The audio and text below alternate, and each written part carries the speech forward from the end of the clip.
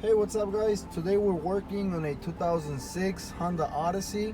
Now there's a lot of problems with the Hondas, even the Honda Accord, Honda Odyssey, the Honda CR-Vs. They have a problem that the AC stops working. Now a lot of people think it will be the compressor or that it needs Freon, but no, I mean it's a simple solution. Let me show you what the solution is, how to fix it. This may be your problem, it may not be your problem, but there's a high chance it is.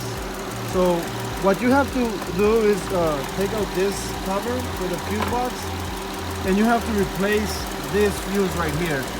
As you can see, it's working now, the compressor is on, but if I remove it, the compressor is off.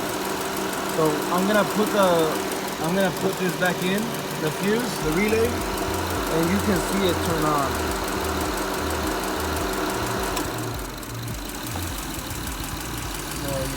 It turned on.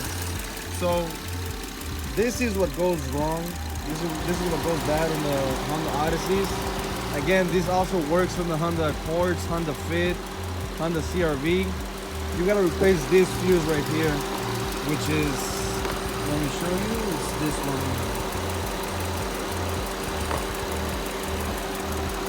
So alright guys, this is just a quick video to showing you how to fix your AC.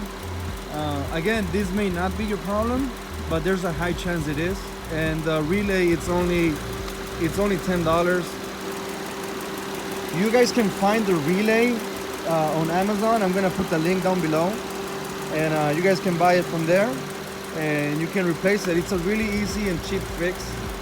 So please, if this video was helpful for you, like, comment, subscribe, and as always, peace.